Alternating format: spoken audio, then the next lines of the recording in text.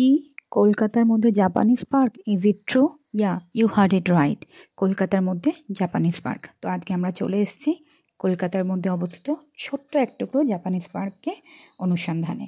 তো দেখো, কলকাতার মধ্যে জাপানিজ পার্কটা কিন্তু ইকো পার্কের মধ্যেই অবস্থিত।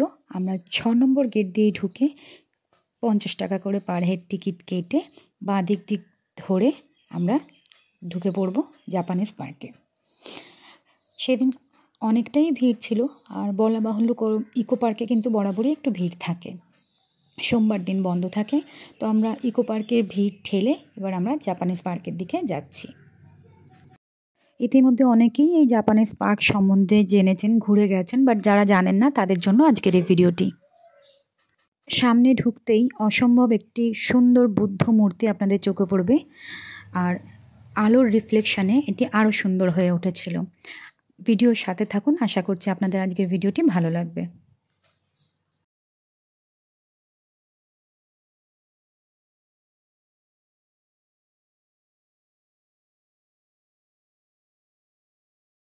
আর একটু আগিয়ে যেতেই সামনে একটি ঝিল রয়েছে, সেই ঝিলটি খুব সুন্দরভাবে সাজানো রয়েছে, গেলে আপনারা বুঝতে পারবেন।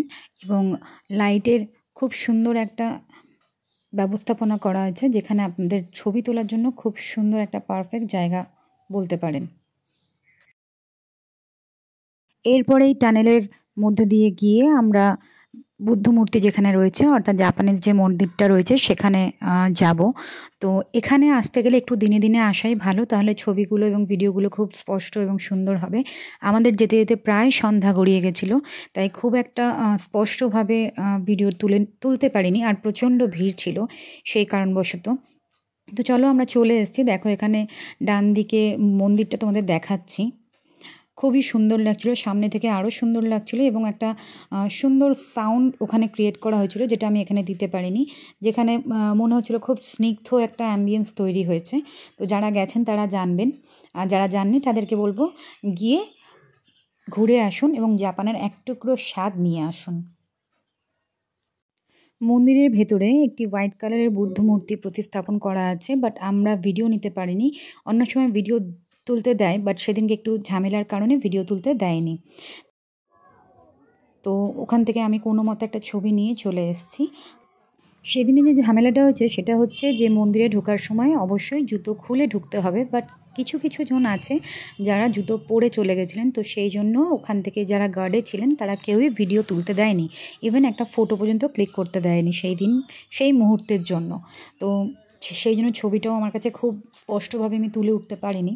আর যদি মনে করেন ঘুরতে ঘুরতে অনেকটাই ক্লান্ত হয়ে গেছেন, একটু রেস্টের প্রয়োজন আছে, একটু স্ন্যাক্স টাইম এনজয় করবেন, তো এরই মধ্যে এখানে তোমার রেস্টুরেন্ট আছে, যেখানে আপনারা অনায়াসে আপনাদের স্ন্যাক্স টাইম এনজয় করতে পারেন। আর যদি না চান তাহলে বাইরেও কিন্তু অনেক রকম শপ রয়েছে, যেখানে আপনি আপনার পছন্দ মতন খাবার কিনতে পারেন, বাচ্চাদের নিয়ে একটা স্ন্যাক্স টাইম এনজয় করতেই পারেন। তো চা আর স্ন্যাক্স টাইম এনজয় করতে যতটুকু সময় লেগেছে, ঠিক ততটুকু সময় দেওয়ার পর আমরা চলে যাব আমাদের নেক্সট গন্তব্যের দিকে। আর তোমরা দেখতেই পাচ্ছ আমরা অলরেডি চলে এসেছি নিউটনের কাছে। একটা মেলা হচ্ছিল যেখানে আমরা এসেছি। তো মেলাতে ঢুকেই প্রথমে সবার চোখে যেটা পড়ে নাগরদোলনা।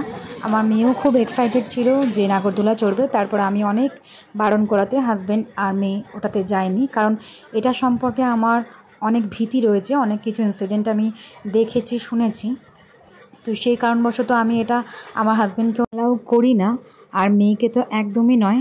তাই অনেক বলাতে ওখান থেকে সরে এসেছে, এবং কিছু না কিছু ওকে চড়তে দিতে হবে ওদের পাপা আর মেয়েকে। তো শেষমেশ দেখো ওরা কী চড়ছে।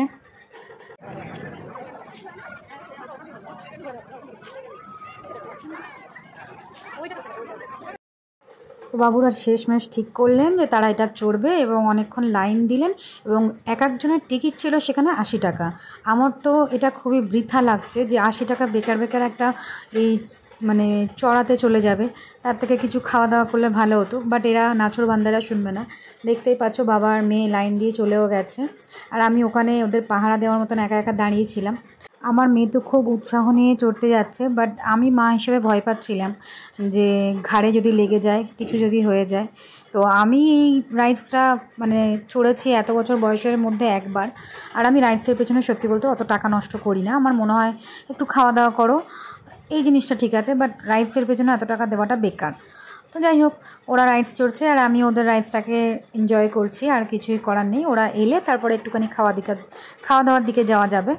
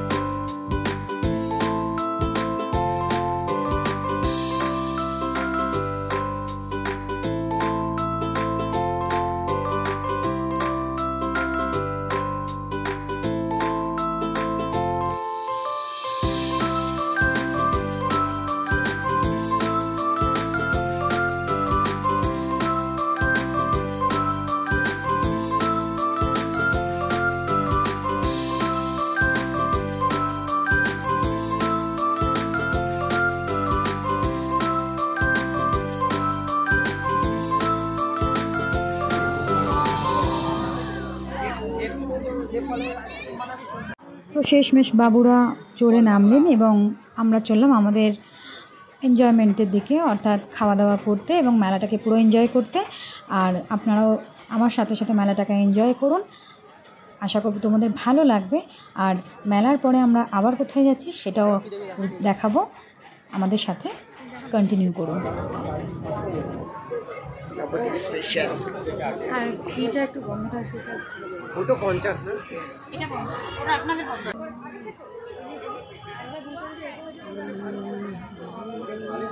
তাকাও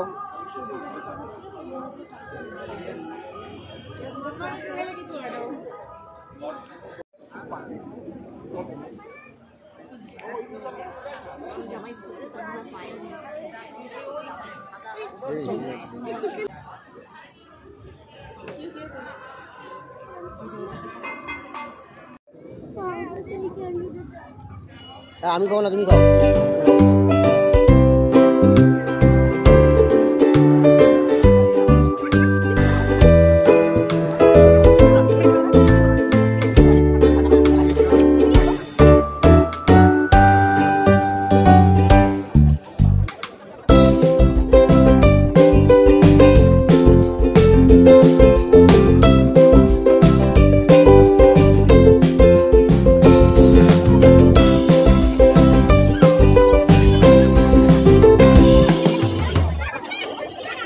এই তো দেখো আমাদের মেলা ঘোরাও শেষ হয়ে গেল। আর মেলা থেকে বেরিয়ে একটা ছোট্ট প্লেগ্রাউন্ড আছে যেখানের মধ্যে বাচ্চাদের সমস্ত রকম মানে খেলার জিনিস আছে, অর্থাৎ সিস আছে, সুইং আছে।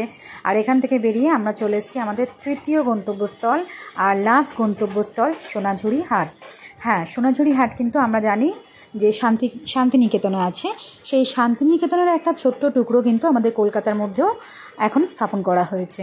তো শান্তিনিকেতনে যেমন সোনাঝুরি হাটটা বসে অতটা বড় নয়, বাট ওখানের কিছু জিনিস এনে এখানে বিক্রি করা হচ্ছে, সেটার নামও সোনাঝুরি হাট রাখা হয়েছে এবং অনেক কিছুই এখানে পাওয়া যাচ্ছে।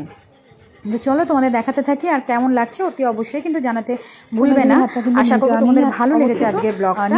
আর আজকের দিনটা আমরা হয় বা জিজ্ঞাসা করা হয় অনায়াসে একদিনে তিনটে জায়গা ঘুরতে পারলাম। হাজব্যান্ড এতটা সময় দিয়েছে তার জন্য অনেক থ্যাঙ্কস ওকে। আর আমরাও যে এতটা সুন্দরভাবে একটা কোয়ালিটি টাইম নিজেদের মধ্যে স্পেন্ড করতে পারবো সেটা ভাবিনি, তো সেটার জন্য খুব ভালো লাগছে। আর এখানে এই কালেকশানগুলো তোমরা দেখো, ভালো লাগবে। যারা শান্তিনিকেতন গিয়ে উঠতে পারোনি তারা কিন্তু এখানে অনায়াসে আসতে পারো।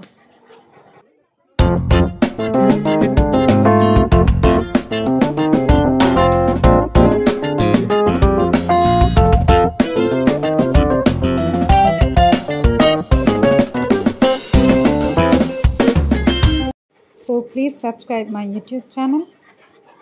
তো আজকের ভিডিওটা এখানেই এন্ড করলাম। দেখা হচ্ছে আবার নতুন ভিডিওর সাথে। ততক্ষণ ভালো থেকো, সুস্থ থাকো আর আমার সাথে থেকো। জানি অনেকটা পিছিয়ে পড়েছি, বাট তাও ভিডিও দিয়ে যাচ্ছি, দেখা যাক কবে কী হয়। তো চলো টাটা, দেখা হচ্ছে নেক্সট ভিডিওতে।